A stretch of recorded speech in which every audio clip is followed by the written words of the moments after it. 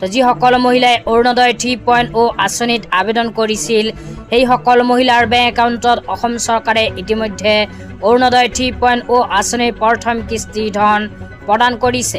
কিন্তু যিসকল মানুহে অৰুণোদয় 3.0 আঁচনিত আবেদন কৰিছিল কিন্তু যোৱা 7 অক্টোবৰ তাৰিখে অৰুণোদয় আঁচনি 1250 টকা পোৱা নাই। তো আপোনালোকে যদি অৰুণোদয় 3.0 আঁচনিত আবেদন কৰিছিল আৰু অৰুণোদয় 3.0 আঁচনিৰ প্ৰথম কিস্তি ধন আপোনাৰ বেংক একাউণ্টত সোমোৱা নাই তেন্তে অতি সোনকালে কৰি লওক। তো কি কাম কৰিব আপোনালোকক এতিয়া জনাই দিছোঁ। আপোনালোকে অৰুণোদয় 3.0 আঁচনিত আবেদন কৰাৰ পিছত অৰুণোদয় 3.0 আঁচনিৰ চিঠি পাইছিলে নে নিশ্চয় অৰুণোদয় 3.0 আঁচনিৰ চিঠি লাভ কৰিছিল কেৱল মাত্ৰ সেইসকল মানুহৰ নাম অৰুণোদয় 3.0 আঁচনিৰ লিষ্টত অন্তৰ্ভুক্ত হৈছিল।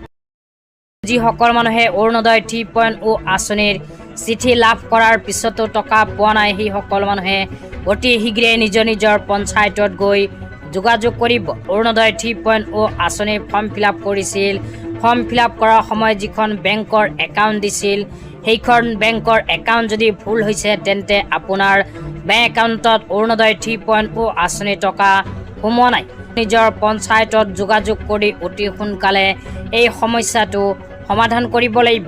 সমাধান কৰিলেই লাভ কৰিব অৰুণোদয় 3.0 আঁচনিৰ টকা। তো আপোনালোকে যদি অৰুণোদয় 3.0 আঁচনিৰ টকা পোৱাৰ বাবে যোগ্য আৰু আপোনালোকে যদি অৰুণোদয় 3.0 আঁচনিৰ চিঠি লাভ কৰিছিল তেন্তে নিঃসন্দেহে আপোনালোকে নিজৰ পঞ্চায়ত বা ব্লকত গৈ যোগাযোগ কৰক। কৃষকসকলৰ বাবে অসম চৰকাৰে আকৌ নতুনকৈ আৰম্ভ কৰিছে PM কুসুম আঁচনিৰ আবেদন। তো যিসকল কৃষকে খেতি বাতি কৰে সেইসকল কৃষকে যদি নিজৰ খেতিডৰাৰ বাবে সৌৰচালিত পাম্প ল'ব বিচাৰে তেন্তে চৰকাৰৰ ফালৰ পৰা লাভ কৰিব PM কুসুম আঁচনিৰ জৰিয়তে আৰ্থিক সাহায্য। সৌৰচালিত পাম্পৰ আৰ্থিক সাহায্য পাব বিচাৰে তেন্তে অতি সোনকালে pmkusum.gov.in অফিচিয়েল ৱেবছাইটত ভিজিট কৰি লওক আবেদন।